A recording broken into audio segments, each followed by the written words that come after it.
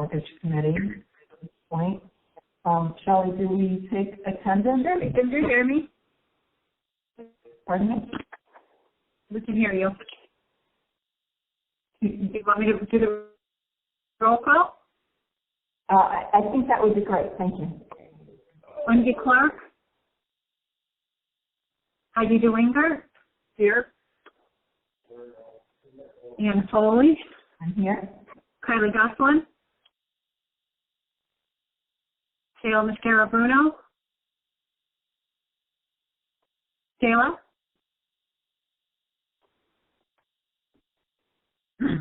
We can see her.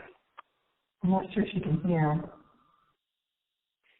Lisa Pepper Bates. Present. And Greg Ugalde.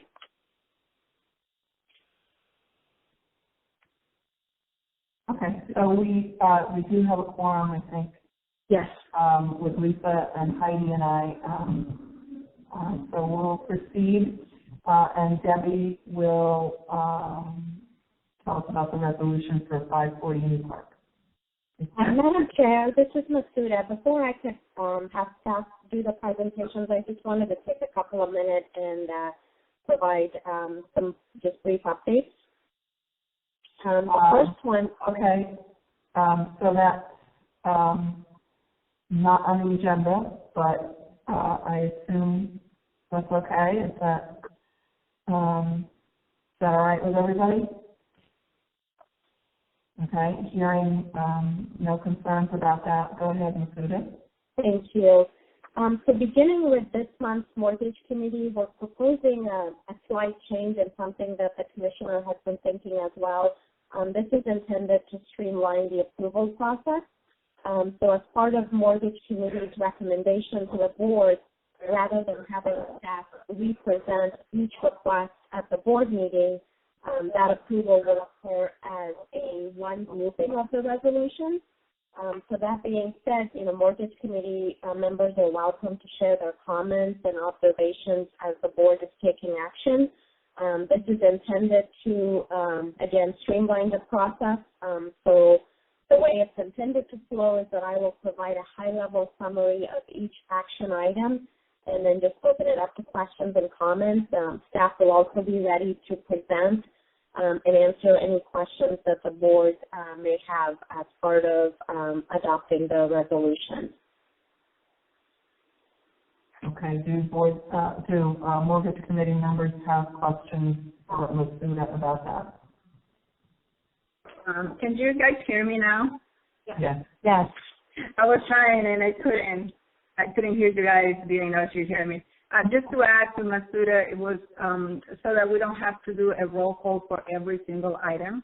So just making it a little more easier, if you will, to do the roll call on the items and vote over these difficult times on computers that we have to do the voting. And I'm confused. Is it the presentations that we're shortening, or just the voting?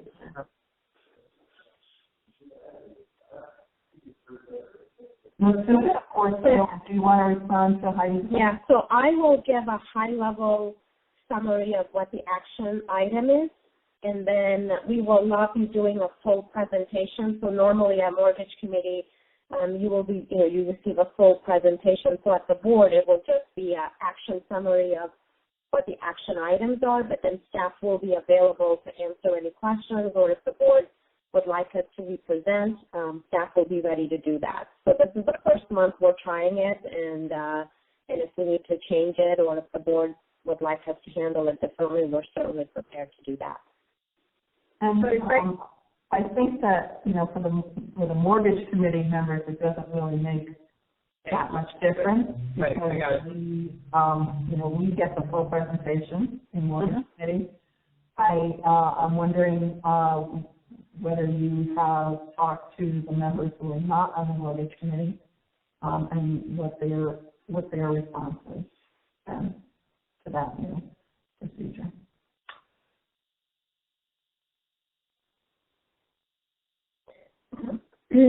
Commissioner, would you like to, my understanding was that you were going to mention something at the board meeting about this process change?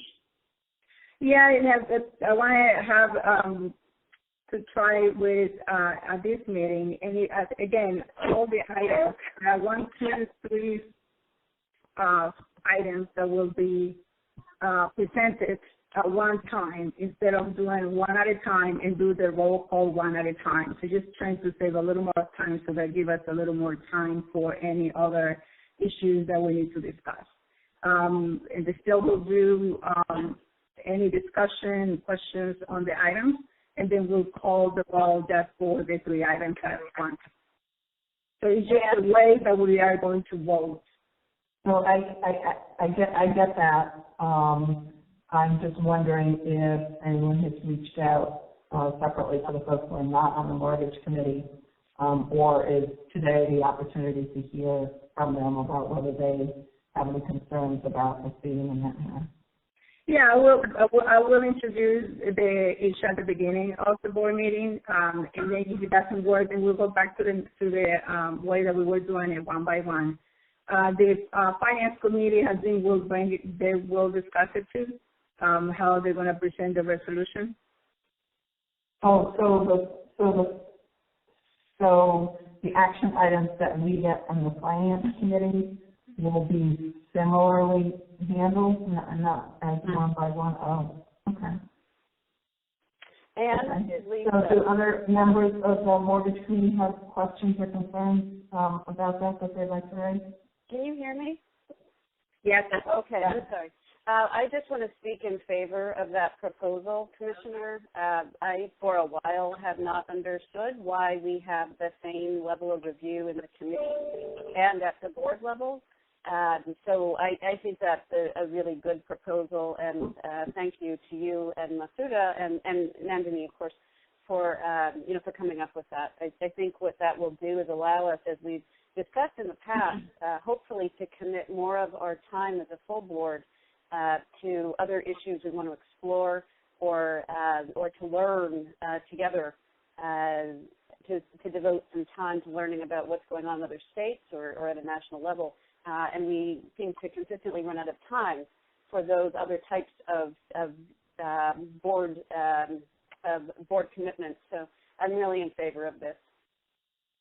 Thank you, Lisa. Anybody else have any comments, questions, concerns they want to raise at this point?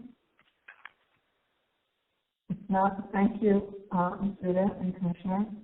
Thank you, Madam Chair. The only other item I will briefly mention, the first 2 items on the agenda are CHFA's new product that we recently launched. It's our 9% permanent only. This product is designed to expand our multifamily tools while strengthening CHFA's relationship with the banking community and investors who want to do the construction financing. This product features a 24-month forward rate lock, allows the developer to lock the rate at the time of the construction loan closing. It's a 20-year term with a 35-year amortization.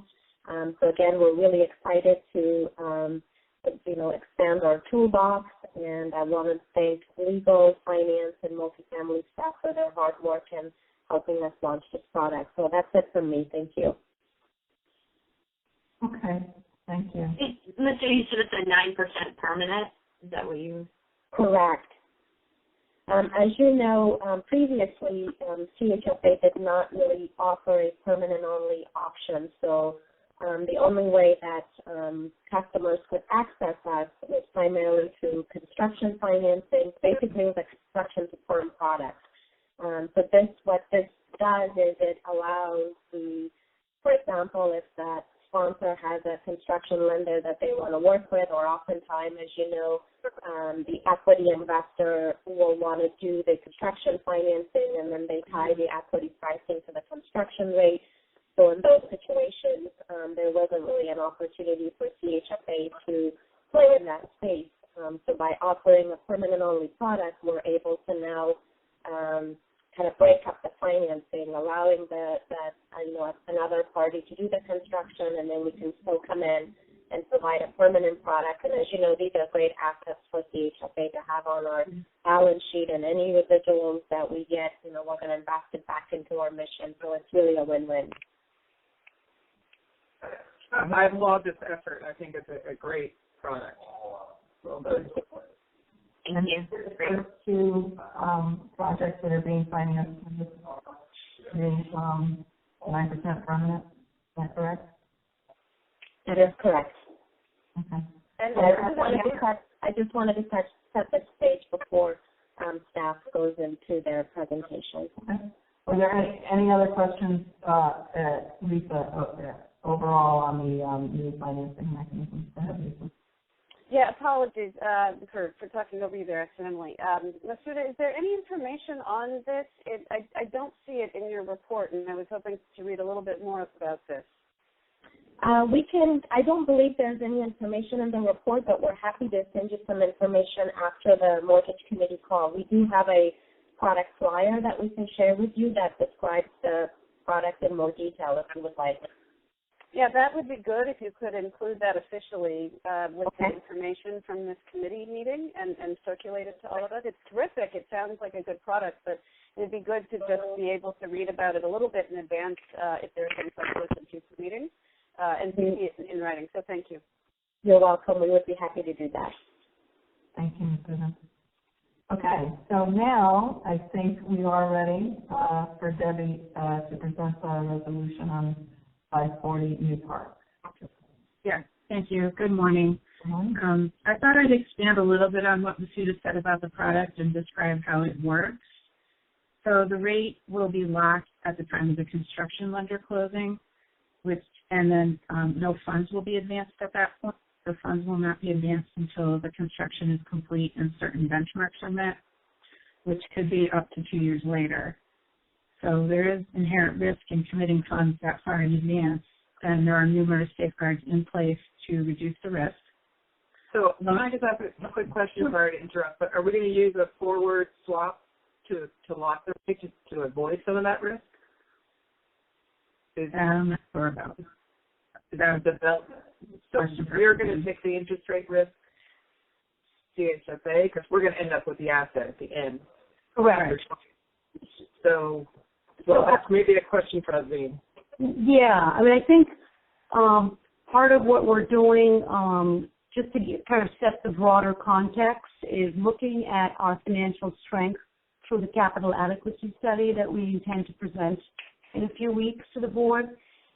It's looking at risks like this, right? Forward rate commitments, second position loans, down payment assistance products, like what are all the different financing risks that CHFA takes in the single-family and multifamily space, and how much of it can we afford to do, and how do we mitigate those risks? So this is a great question to ask in that context.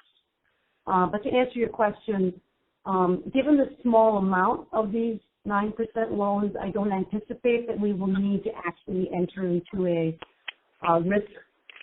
rate mitigation strategy like a swap. It would just be something that we would want to absorb in the context of our regular financial modeling and risk appetite. But yeah, if we were to make a very large commitment for a forward, we'd want to hedge that risk, absolutely. Okay, thank you. Okay. Why don't you go ahead, Debbie? Okay, yeah, so I'll describe some of the safeguards we have in place to mitigate the risk. So when we size debt at the construction loan closing, we're not trending the rents forward the 2 years. We're using current rents. We're not using any of the commercial income to size the debt.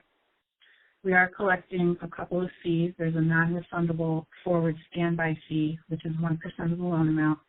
And we are also collecting a forward good faith deposit fee, also 1% of the loan amount, and that one is refundable when the permanent loan funds. During construction, the project architect will be submitting monthly site visit reports, and CHFA technical services staff will also periodically visit the property. There are benchmarks that have to be met before we will fund the permanent loans, and that includes the construction loan must be paid in full. All of the investors requirements to fund the equity necessary to pay the construction loan must be met. We're requiring evidence of a 115 debt service coverage for 90 consecutive days. We will update the underwriting prior to the funding to make sure that the income, expense, and debt service coverage ratios are all in line. And all standard CHFA final closing items will be required, such as funding with tax and insurance escrows, final surveys, environmental closeouts, and things like that. Are there any other questions on the program that I can answer? Okay. So the resolution before you seeks approval for the permanent loan of up to $4.45 million with the term of 20 years amortized over 35. Payment will be due in full at the end of 20 years at an interest rate up to 4.2%. The mortgagor will be 540 New Park LLC, which is an affiliate of the West Hartford Housing Authority. CHFA does have 3 other properties in the portfolio with affiliates of the West Hartford Housing Authority, and there are no compliance issues with any of them. This will be a new construction, new building containing 52 units, and will also include ground floor commercial space. The site is in Elmwood, located between 2 fast track stops, and the neighborhood offers many amenities, including an Aldi grocery store. There's a Home Depot, many restaurants, and fitness clubs as well. 41 of the units will be affordable to households earning up to 60% of AMI. 11 units will be market rate. There will also be 11 units that receive state rental subsidies that will provide supportive housing services to the intellectually disabled population through the Department of Developmental Services, and 24 units will also receive Section 8 rental subsidies. The land was formerly occupied by an auto repair business, and it is considered to be an establishment under the Connecticut Transfer Act. The mortgagor has agreed to be the certifying party and will be responsible for all the environmental remediation. The project's licensed environmental professional will have to carefully monitor the work. CHFA has participated in the past in redevelopment of sites considered to be an establishment. The CHFA loan will pay off a construction loan from People's United Bank. Additional sources of funding for construction include the 9% tax credit equity, a DOH loan of approximately $2.95 million, energy rebates, as well as a deferred developer fee loan. The strengths of this development include its location in West Hartford, which is a town with a below-average poverty rate and above-average schools. And as I mentioned, the site has access to numerous amenities. The projected development cash flow indicates very strong cash flow for the life of the loan. Challenges include the significant environmental remediation that is needed. The mortgagor has done extensive environmental testing, and a plan for the remediation is in place.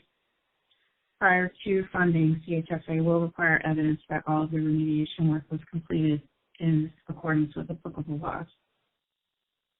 The continuing COVID-19 health crisis also poses some challenges, including delays in receiving construction materials or the site possibly being shut down due to illness.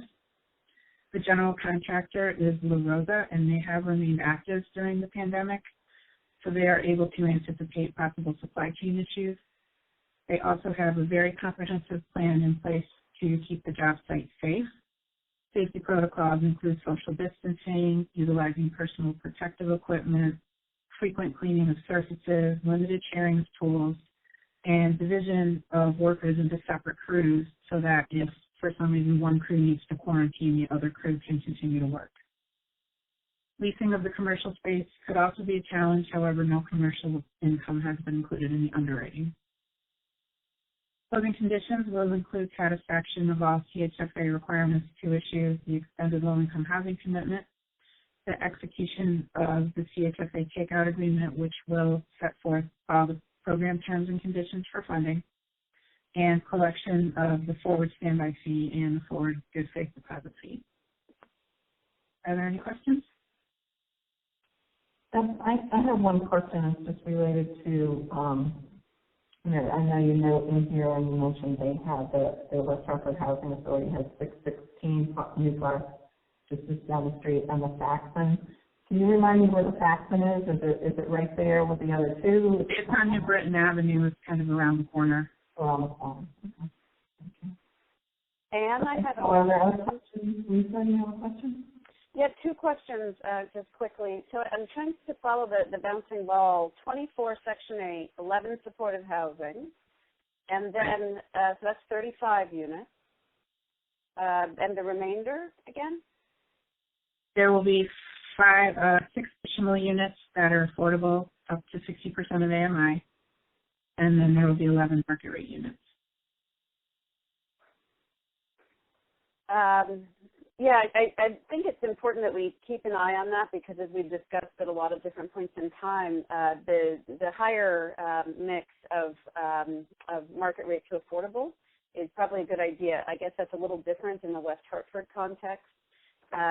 So, just important, I think, to always keep our eye on that. The other issue I did want to ask about how much, what percentage of the square footage is the commercial space? It's the first floor. I don't have that in front of me, but I can find out and let you know. So that, I think, would be something interesting when we talk about bigger issues we could explore at the board level. I'm just really concerned about commercial space in any of the developments we're funding. It was already really problematic going back the last couple of years at least. And there's every reason, I think, now to believe that commercial space is going to be even more challenging. So I think we have an opportunity to try and get ahead of that. If we could maybe there's an opportunity to really review what the national data tells us, what smart thinkers in this field are thinking about. And I'll just flag the fact that Vin Tufo, who is known to many of you in Stanford, who's a really exceptional developer of affordable housing, Vin said over a year ago that he would not do any more commercial in any of his buildings because it's been so problematic in his residential, with the only exception that he has found are medical offices, which were coming into some spaces. But other than that, he was really struggling. So I just want us to think hard about that. And with this project, if they haven't, I don't think they've even broken ground. Is that right, Debbie? Correct. That's fine. So, frankly, there's time for them to think differently about that space. Unfortunately, Lisa, on the flip side, very few individuals want to live on the first floor. So, right, that's the challenge. Yeah, but Heidi, in some buildings, at least that I've seen, and I'm sure others are familiar with, you might have some type of communal space, or I don't know, there might be a different way to use that, but having empty commercial sitting there can be like kind of the worst of all possible options. So, and I don't know what the other options. This meeting is being recorded. That's why I think it might be something for the board to educate ourselves about.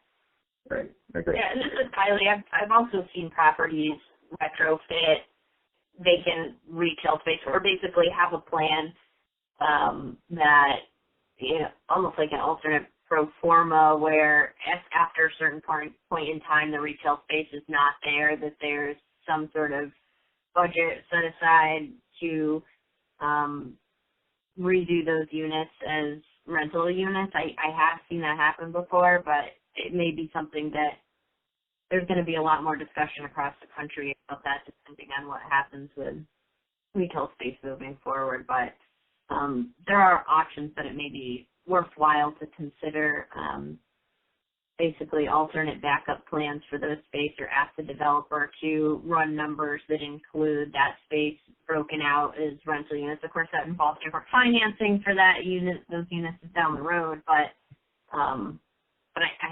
I have seen that done, but mostly in properties that weren't heavily subsidized, or LIHTC property like this is, which is going to be more challenging. I just want to make two observations. I think one, this is a points item in the 9% QAP right now, so we would want to consider how we would change that incentive going forward in light of your comments, Lisa. But also that I'm interested to see what our portfolio experience has been with commercial space, unless you're indicating that that's a change we're likely to see in the future. I'm also curious about what the historical experience has been. So that's something we can look at. Yeah, I think that's an excellent question, Nandini, and I'd be interested to know as well what the history is going back, 10 years, but also in the last 2. How have things changed in the last 2, 3, 4, 5 years? And then not to stop there, because there's so many unknowns in this sort of post-COVID disrupted reality. How can we tap into whatever thinking is out there at the national level that would give us a way to think about how CHFA could lean forward and not be trapped in the data that actually reflects the previous set of circumstances?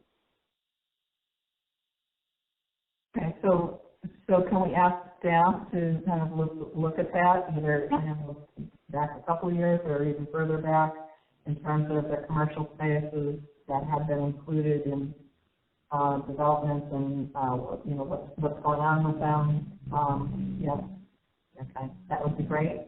As an action item. And so do we, as far as this one, do we want to do anything formally with regard to what Kylie is suggesting in terms of asking them to kind of have a backup plan if the commercial space is not viable? What's their alternative? Do we want to do that formally as part of the direction to staff? Is there a downside to doing that? Because it seems like a good idea, but am I missing something? Well, we haven't used any commercial income in the underwriting, so the risk is limited there. Okay, great. Okay, so I guess if there aren't any other questions, maybe I would entertain a motion to approve the resolution and additionally ask staff to work with the developer to look at what would be an alternative plan for the commercial space if necessary. So moved. Moved by Rita. Any second? Second by Heidi. Any further discussion about it?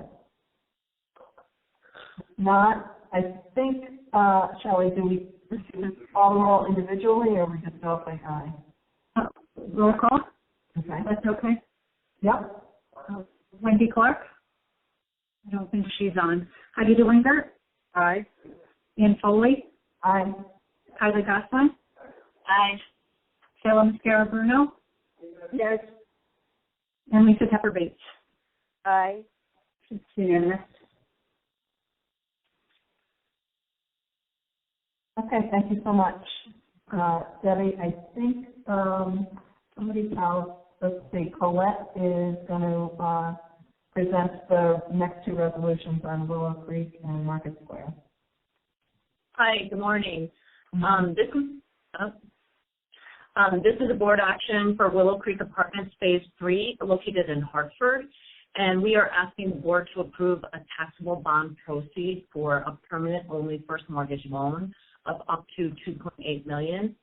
The term is for 20 years with an amortization period of 35 years and an interest rate of up to 4.45%. This will be to Overlook Village Associates 3, which is an entity formed by the developer, JHM Financial Group. This is a previously awarded 2018 9% LIHTC transaction, and this is the 3rd phase of rental housing designed to replace the obsolete and previously demolished units at Old Park, which is a property owned by the Housing Authority of the City of Hartford. Old Park was also part of CHFA's 2003 acquisition of the state housing portfolio. The project will utilize LEED and Passive House construction standards, and the site is located close to several public schools, the University of Hartford, parks, and public transportation. The 2018 9% LIHTCs were returned and exchanged for 2019 9% LIHTCs, and this was primarily due to delays associated with an increase in cost estimates that were primarily attributable to extensive site infrastructure and implementing Passive House in multiple buildings. To address this increase in costs, the developer did seek and obtain a commitment from the City of Hartford for 17 project-based vouchers, and they were also able to reduce the amount of street infrastructure needed for this phase by adjusting some of the building location on the site plan. The developer does have extensive experience developing LIHTC projects and has assembled an experienced team. The property manager is Imagineers, and they currently have no outstanding issues and are in LIHTC compliance. Viking Construction is a general contractor, and they have more than 25 years of relevant experience. Initial closing is targeted for the fall of 2020. The construction period is estimated to be 16 months, and a final closing targeted for the summer of 2022. The developer has reported that COVID-19 has impacted the development schedule, and additional time in the construction period is needed for the contractor to implement COVID safety protocols. The tax indicator as well as the construction lender are also requiring additional cushions to be in place in the event that things slow down once construction is underway due to COVID-19. So therefore, the developer did request an extension to the December 2021 place in service deadline, and CHFA has approved a 9-month extension to that place in service deadline.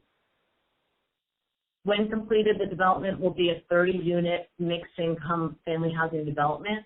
There are 8 buildings, and it's a mix of 1-, 2-, and 3-bedroom apartments. 24 units are restricted to households with income up to 60% area median AMI. 6 units are market rate, and 3 are designated as supportive housing units, and they will serve homeless households. Other development resources include $6 million from DOH, LIHTC equity and approximately $6.5 million, energy rebates and solar credits, a housing authority loan of $345,000, and developer equity and deferred developer fee.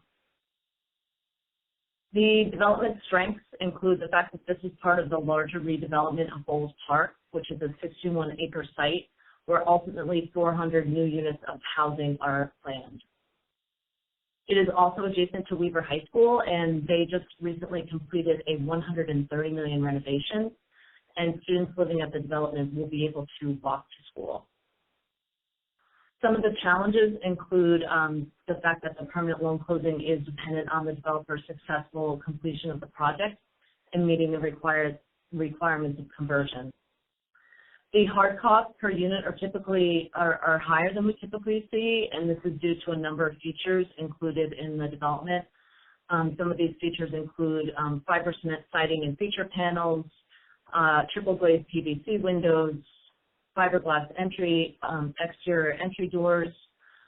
There's round fiberglass columns, composite porch decking, and insulated stucco foundation panels. And the COVID-19 health crisis will also require additional considerations to ensure a safe work environment. To mitigate these challenges, the developer does have extensive experience with LIHTC and converting construction loans to permanent, and we believe that the equity installment requirements are achievable. We will also be monitoring the monthly project architect reports supplied by the construction lender, Bank of America. In addition, the project will be supported by 17 project-based vouchers, and CHFA will hold the operating reserve. The general contractor will implement COVID-19 safe work practices. As additional closing conditions, we are still waiting the receipt and approval of the CHFA Commission appraisal and just finalizing any remaining items with the development scope. Any questions? Questions for Colette? Colette, in terms of the 400 new units of housing, do you have any idea what percentage of those are planned to be market rate?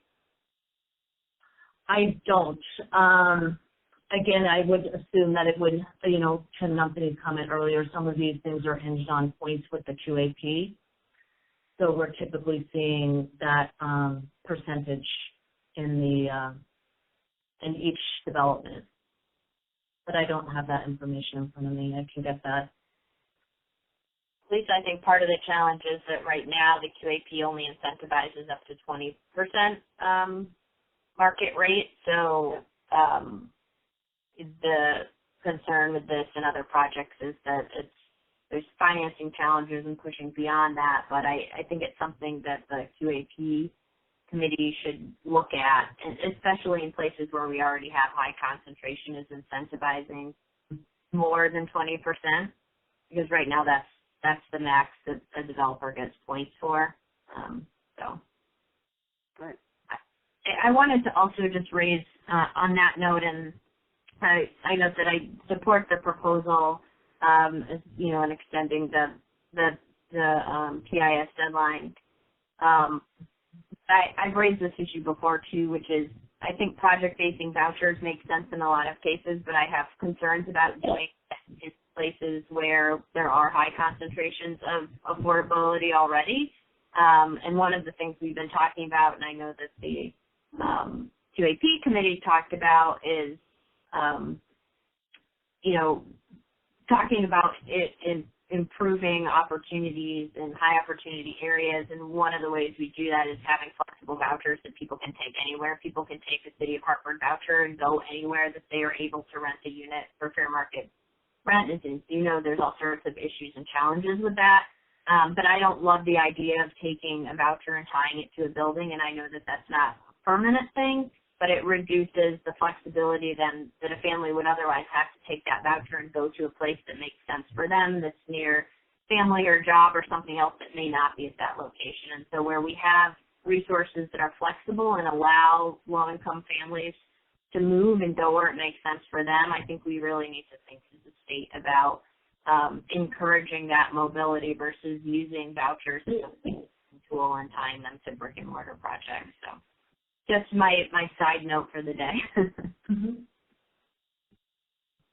I guess one question I would bring up is, how do you trade off flexibility of families and individuals in the state with financial feasibility? Because project-basing vouchers allows for, you know, certain debt service coverage ratios to be met and the debt to be smaller, which in turn helps you know, create a project that's more financially sustainable. So I'm just curious how you think we would approach that.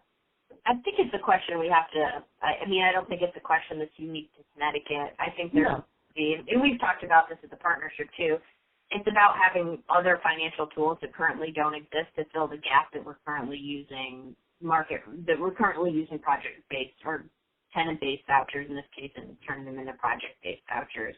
I think the question is, can we create a more diverse set of financial tools that fill that gap, and while still keeping our vouchers flexible and being able to be used in a mobile way?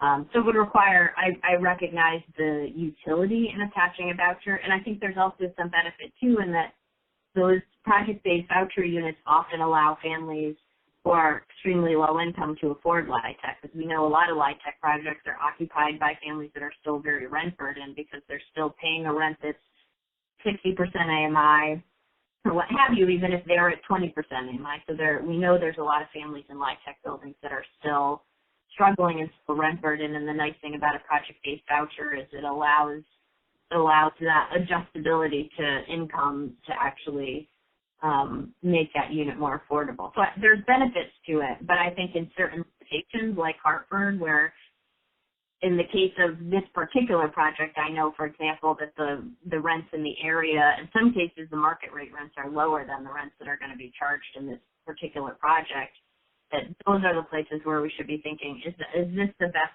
place to use a project-based voucher, or should we be thinking about creating other tools or using other financial tools to achieve the same result? So, and I just want to make a comment based on a public hearing actually that I attended with families from and some advocates from Hartford, where they were actually bringing the issue that many of the families that used to live there, that they were mobilized out of the project with Section 8 vouchers, couldn't come back because the rents were too high and the voucher wouldn't be able to pay for that rent.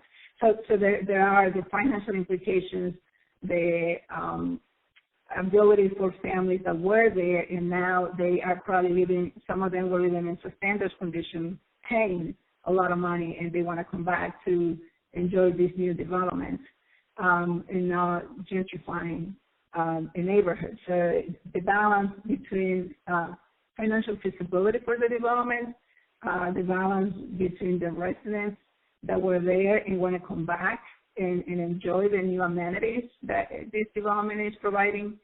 And so it is many different things that we will have to balance it out, but it's worth the conversation. Great. Yes.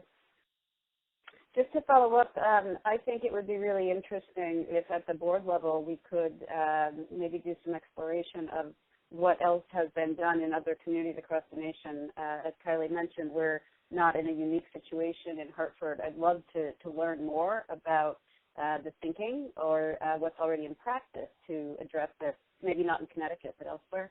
And then just a real quick comment I wanted to make, and we've talked in the past about the fact that many of the projects that we fund through CHFA are not just a project in a vacuum. It's really important to the area, and in this case, we're replacing some of the oldest public housing with really a terrific new project. It would be great if it's not a burden to staff if, when it's possible, you could actually include photographs of what we're replacing. I think we all kind of can imagine, but I think this is a really important piece of the value. It would be one thing to build this in a greenfield in Ledyard. It's different that we are adding new value to a distressed area and replacing what is undoubtedly, by this point in time, substandard housing. So, visuals, if it's possible, would be really helpful. There actually is. It's actually good to hear you say that because if you look on page 6, there is an old picture of one of the brick buildings, and I had debated whether or not to leave it, but you can see that on it's on page 6 of the PDF.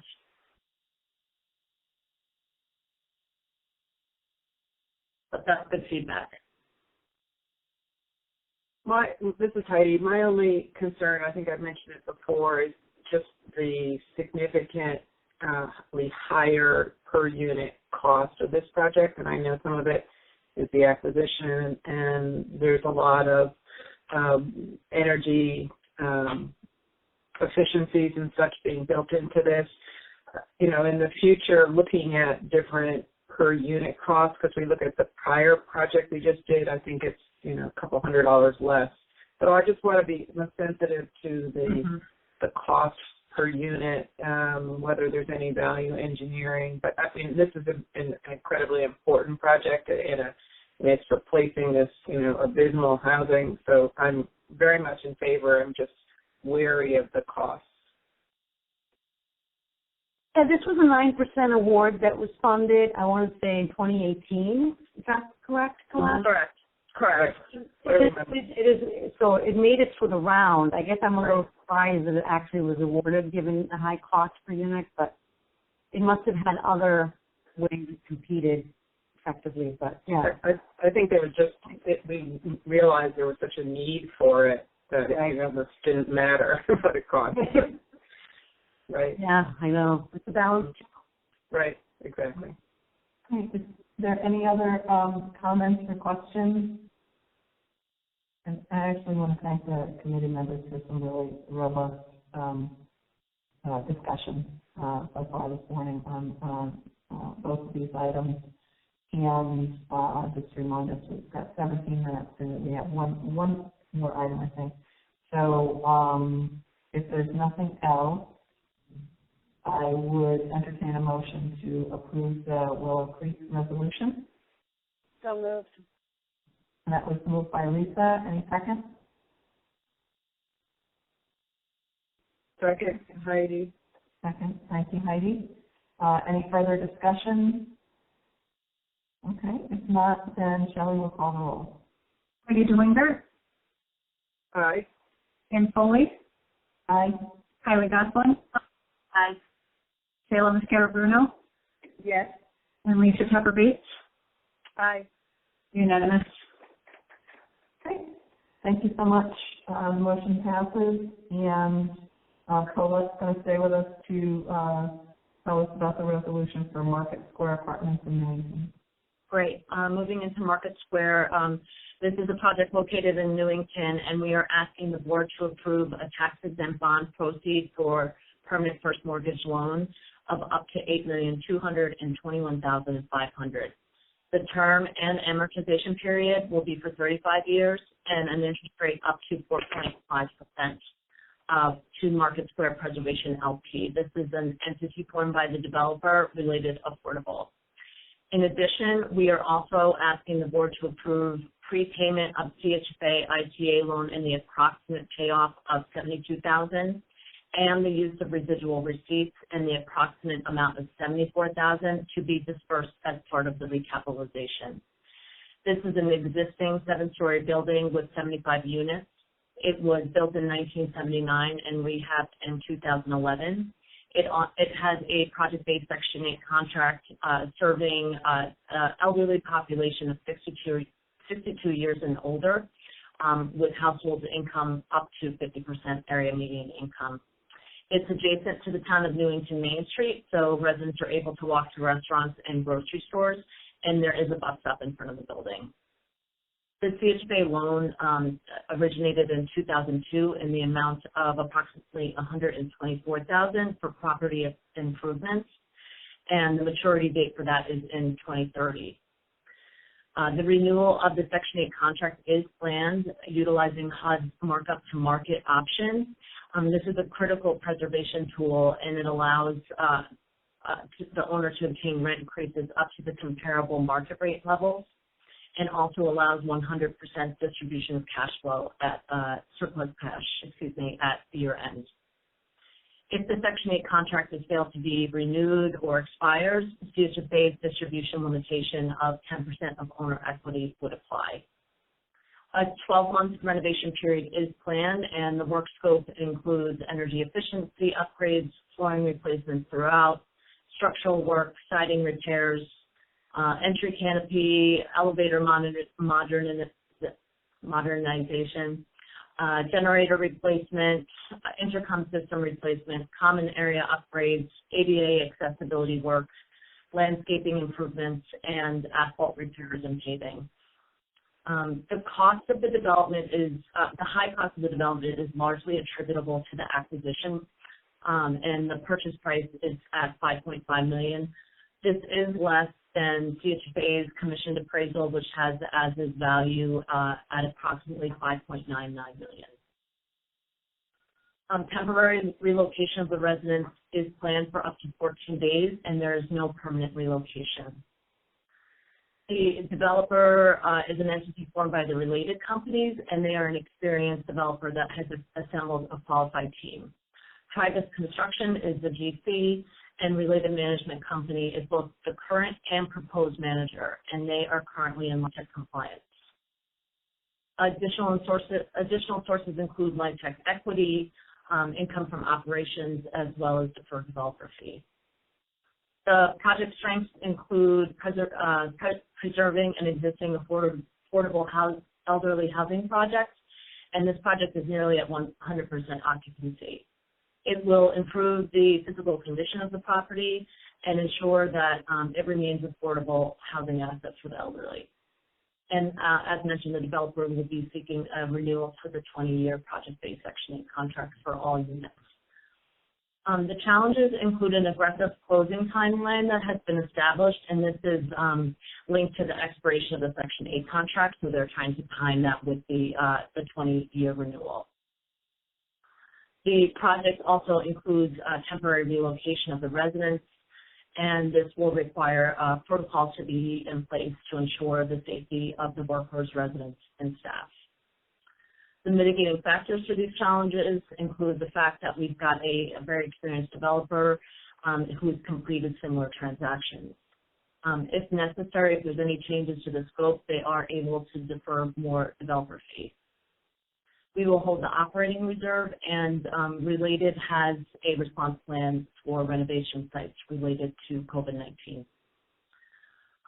In addition to our closing conditions, we need the approval from HUD for the transfer of the ownership to the new ownership entity, as well as the approval for the 20-year Section 8 contract. and any finalization of the scope of work and environmental reviews. Any questions on that? Questions for Colette? So this work has to get done in order for them to apply and assume that they get granted the new updated or the Section 8. Is that the sequence? They have to get it done and then apply and hopefully get approved? No, so we've already, the development team has already been in close contact with HUD, so we've been, they're aware of the project and they're aware that we're going forward this month, and they seem to be on board with the project. So they currently have a 20-year contract that's due to expire the end of November. They would have to execute a 1-year contract if they don't close by the end of November, but then it would subsequently have to get terminated and a new 20-year contract signed. So there's just an advantage to do it before that. But they can go ahead and do the markup to market option. And part of that is tied to the fact that this is a permanent loan closing because they get the higher rate if it's a permanent, I believe if it converts to permanent within 12 months. So they're preparing to do that at onset. But they don't have to complete the work and it's by November. They just need to close this. Correct. Okay. Correct. Yeah, it's just, it'll save them some steps and they're ready to move forward. Okay. Thank you. Any other questions, comments, concerns that committee members have? I think this is one of the unique projects that doesn't have any other state resources in it. Mm-hmm. So that's something to celebrate. I like that. Thought you would. All right. If not, I would entertain a motion to approve the resolution for Market Square Apartments. So moved, Heidi. Moved by Heidi. Any second? Second. Second by Sarah. Any further discussion? If not, Shelley can call the roll. Heidi Dewlinger, Aye. Nan Foley, Aye. Sally Goslin, Aye. Taylor Mascara Bruno, Yes. Lisa Tupper Bates. Aye. Unanimous. Great. Thank you. Thank you. Last item, action item that we have are the minutes of the mortgage committee from July. We didn't meet in August. So I would entertain a motion to approve the minutes from the July mortgage committee meeting. So moved. I'm sorry, who moved it? Lisa moved it. Any Second. second by Kylie? Any discussion? So Shelley will call the roll. Heidi Dewlinger, Aye. Nan Foley, Aye. Kylie Goslin, Aye. Taylor Mascara Bruno, Yes. Lisa Tupper Bates. Aye. Unanimous. Great, thank you all. And then the last item is Wendy's report on upcoming multifamily activities. Good morning. I'm going to try to move through this quickly since we're running out of time here. I'll just give you, touch on some of the high-level issues. Last week, CHFA staff facilitated the annual overview session for the upcoming 9% tax credit round. It was held virtually and included updates on guidelines, scoring, and best practices. CHFA staff and presenters from DOH, DDS, and SHFA all participated. And if you would like to look at the PowerPoint from that presentation, it is found on our website. The applications will be due November 12th, and pre-application meetings are underway. We attached a report on the projects that are CHFA financed and under construction. There is one property that we wanted to highlight this month and bring some information to the board's attention. So Michelle will talk about Teacher's Corner, which is located in Hartford. Good morning, everyone. Can you hear me? Yes. Okay, great. Good morning. So some of you may not be familiar with Teacher's Corner since it was a construction loan that CHFA board approved back in 2016. So to quickly give you a little background, it's an adaptive reuse of a vacant office building on Asylum Avenue in Hartford. It's been transformed into 60-unit mixed-use, mixed-income property. 18 of those units serve people between 25 to 100% of AMI, and the rest of the units are market rate. There is also 6,000 square feet of commercial space there.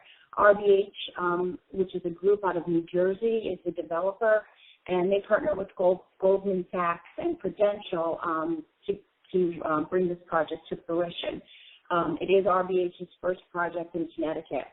Several state resources came together to make this project work. CHFA, as I said, provided a construction loan of $11 million. There were funds from DOH, CRDA, DECD, the City of Hartford, as well as low-income housing tax credits. Our construction loan was to mature last September.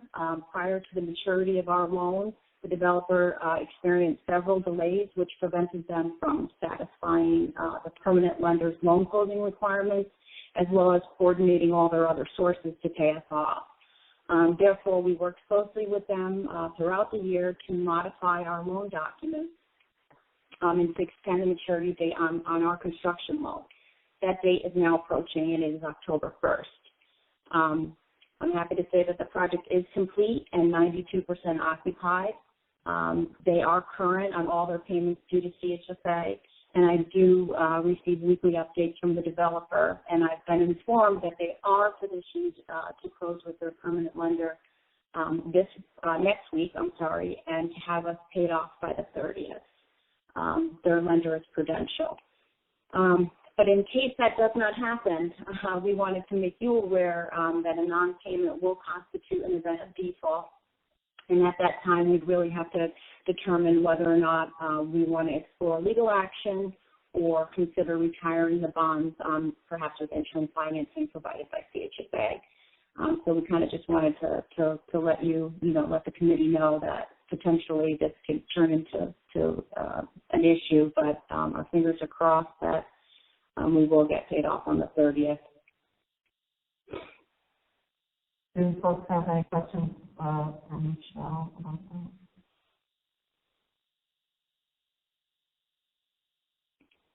Okay. All right, so I'll just continue then. In the report, you'll see the information on the overview sessions and webinars that staff have participated in, so I'm not going to speak to those. We did add a new section to the report at the request of the committee to talk about some of the upcoming projects that you'll see in the next couple of months. So we've highlighted the Hartford Preservation Portfolio, which that transaction includes 5 properties in Hartford. It's consisting of 206 units. The proposal will use CHFA TEBs and 4% tax credits. It's the renovations of those existing properties ranging from minor to substantial. And the existing Section 8 contracts on those properties will all be extended. And then another transaction is Mapleview Towers in Stamford. It's a current property in our portfolio. The proposal is a preservation transaction that will also include CHFA TEBs and 4% tax credits to make renovations to those units. Common areas, windows, and the building exterior. It's a very similar transaction to the Market Square proposal that Colette just spoke to. So those are a couple things that you should see in the next couple months. Are there any questions on the multifamily activity? Questions for Wendy? The last minute we have. Okay, if not, thank you so much, Wendy. Thank you. And before we adjourn, I just wanted to note that today is my last day chairing the Mortgage Committee, and I wanted to thank you all so very much for working with me over the years. And I do think that the Mortgage Committee is the backbone of CHFA and the good work that's done at CHFA. So I'm very proud of the work that we've done together. And thank you all so much for being great committee members. And I wish you good luck going forward. So with that, I would entertain a motion to adjourn, just in time for the board meeting. And I just want to say you have been such an incredibly important force in the work at CHFA, your knowledge of housing, your ability to connect the dots across various equities and interests and how we drive housing policy in the state, not just at CHFA, but also in your work at OPM. It's a real loss to all of us. I'm glad for you, and I want you to enjoy new adventures, but you have been such an incredibly important asset to this work in the state.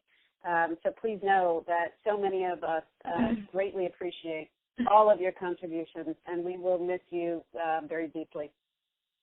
I veto that.